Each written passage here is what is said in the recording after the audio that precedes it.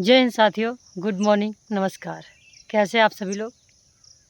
उम्मीद करते हैं कि आप सभी लोग अच्छे होंगे, स्वस्थ होंगे, मस्त होंगे और अपने प्रयास में आगे निरंतर बढ़ रहे होंगे।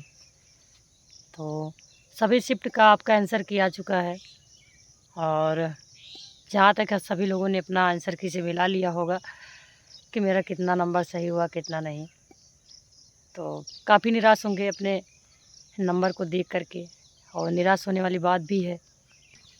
तो निराश होने वाली बात भी है, ज़ाहिर सी बात है कि हम कितने दिनों से तैयारी कर रहे थे और कितना दिन से इंतज़ार कर रहे थे। 4 से 5 साल बाद लगभग वैकेंसी आई और भरपूर टाइम भी मिला, ऐसा नहीं है।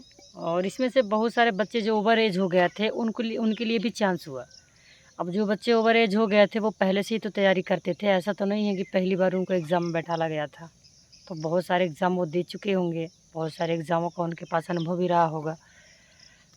और इसमें से बहुत सारे बच्चों का जो पहली बार कंपटीशन में बैठे, चलो जो पहली बार कंपटीशन बैठे उनके लिए कोई दिक्कत नहीं, क्योंकि उनके पास अभी बहुत सारे अवसर हैं, बहुत ऐसे टाइम है जो कि वो फिर से एग्ज़ाम देंगे, फिर से उनके लिए चांस मिलेगा। अगर महिलाओं की बात करें तो उनके साथ भी ऐसा ही हुआ। जब एज में छूट मिला, एज में बढ़ोतरी हुई, तो बहुत सारी महिलाएं या पुरुष ऐसे थे जिनको भर्ती में ओवर एज हो जाने की वजह से बाहर हो गए थे, लेकिन एज में जब बढ़ोतरी हुई तो उनको फिर से चांस मिला। तो अगर वो फिर से कोशिश करते, प्रयास करते कि यार मुझे किसी भी कारण इतना बढ़िया चांस मिला है, मौका मिला, तो शायद आज नतीजा या फिर जो भी चीज़ें हैं कुछ और होती। और हमारी ही कमी होती है हमारे असफलता में, सफलता में, क्योंकि हमारा सबसे बड़ी चीज़ें क्या होती जानते हैं? हम संसाधन के ऊपर फोकस करने लग जाते हैं।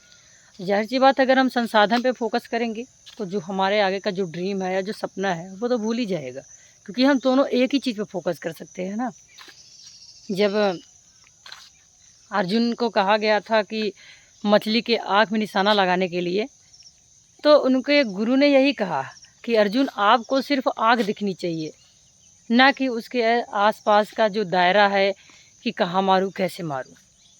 तो अगर आपका सिर्फ फोकस सिर्फ एक जगह दिखेगा तो जाहिर सी बात है तीर वहीं लगेगी, और ऐसा हम लोगों ने नहीं किया।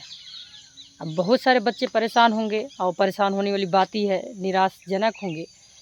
फिर भी यही कहना है कि अगर आपने सपना देखा था तो उसके लायक प्रयास भी करना चाहिए था, क्योंकि परिस्थितियाँ ही हमको प्रयास कराती हैं। इसमें से कई प्रकार के बच्चे हैं जिन्होंने आवेदन किया रहा होगा।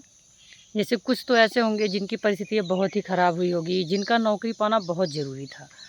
तो जिनकी परिस्थितियाँ बहुत ही ख़राब हुई होंगी या होगी, जिनको नौकरी में आना या फिर सफल होना बहुत ज़रूरी था। अब बहुत सारे लोग ऐसे होंगे जिनका सपना रहा होगा, जिनका ड्रीम रहा होगा, या जिनका आखिरी भर्ती रही होगी, उनको भी नौकरी पाना बहुत ज़रूरी था, क्योंकि वो भी बचपन से ही शायद सपने सजा रखे होंगे कि मैं भी नौकरी करता या फिर मैं भी ऐसे वर्दी पहनता, जो भी चीज़ें हैं।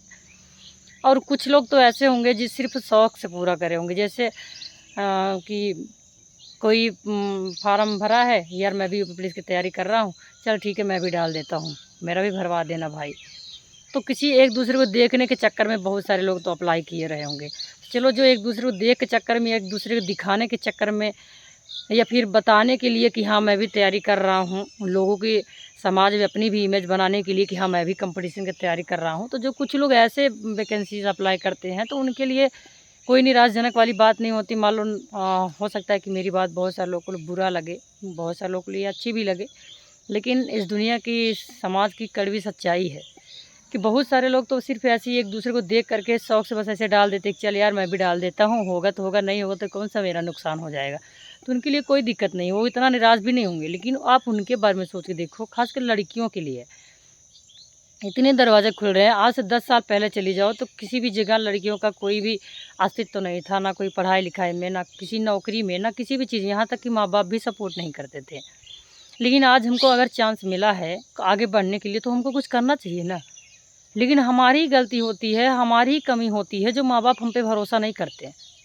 अगर हम उस भरोसे के लायक अच्छे से तैयारी करें, उस भरोसे के लायक माँ बाप के सामने से रहें या कुछ करें, तो ही ना भरोसा करेंगे। लेकिन हम ऐसा कर ही नहीं पाते, क्योंकि हमारा जो विचार है, हमारी जो सोच है वो किसी और ने चीज़ों में हो जाती है। इतनी बड़ी भर्ती थी, इतना बड़ा चांस था, उत्तर प्रदेश पुलिस के इतिहास में सबसे बड़ी वैकेंसी थी 60,264। खासकर बात यह है कि अब तो जब से 20% महिलाओं के लिए आरक्षण मिलने लगा, सोचो इसमें 12 से 15 सीट महिलाओं के लिए रिजर्व है। तो अगर 12 से 15 सीट महिलाओं के लिए रिजर्व है, अगर 12 से 15 हज़ार महिलाएँ अगर होती या होंगी ही, जो अच्छे ढंग से प्रयास करी होंगी, जिनका अच्छे से मेहनत कर रहा होगा, तो जाहिर सी बात है उनको तो मिलेगा ही। लेकिन इसमें बहुत सारी महिलाओं के लिए भी बात है जिनकी शादी हुई होगी या फिर जिनकी शादी होने वाली होगी या फिर जिनका आखिरी चरण चल रहा होगा, वैकेंसी का ओवर एज हो जाएंगी, उनके लिए सोचो कितनी परेशानी होगी। वैकेंसी जब से आई, पहली बात तो हम इंतज़ार करते रह गए कि वैकेंसी आए, वैकेंसी आई, और वैकेंसी आई। लगभग 4 से 5 सालों का इंतज़ार में वैकेंसी आई। इसके बाद एग्ज़ाम में भी टाइम मिला, फिर भी हम वही चीज़ कर रहे हैं, करते रहेंगे। चीज़ों में टाइम बीत गया, एग्ज़ाम हुआ, एग्ज़ाम निरस्त भी हुआ, फिर से 6 महीने का टाइम एग्ज़ाम में मिला, फिर भी हम तैयारी तो कर ही रहे हैं। फिर से एग्ज़ाम हुआ, अब नतीजा आपके सामने है। ज़्यादा से ज़्यादा कमेंट यही आ रहे हैं कि मेरा इतने नंबर कम है, मैं क्या करूं, मेरा इतने नंबर कम है। जाहिर सी बात है, परेशान होने वाली बात है भाई। इतना दिन से हम तैयारी कर रहे हैं, अगर हमारे हिसाब से हमारा नतीजा नहीं होगा तो हम परेशान तो होंगे ही। मैंने किया भी तो क्या है। और महिलाओं के लिए सबसे ज़्यादा रोने वाली या फिर परेशान होने वाली बात यही है कि क्या करूं, मेरे पास किताब नहीं, क्या करे, मेरे माँ बाप मुझे कोचिंग नहीं करवाते, क्या करे, मुझे बाहर नहीं जाने देते, क्या करे, मैं कैसे तैयारी करूं। तमाम सरी की बातें हैं। अरे आप ज़िंदगी में अगर सफल हो जाओगे ना, तो वो आपकी ज़िंदगी होगी, आपके माँ बाप की नहीं होगी। अगर आप नौकरी पा जाओगे या फिर अपना चैन से शौक़ पूरे कर रहे होगे, तो आप खुद की करोगे।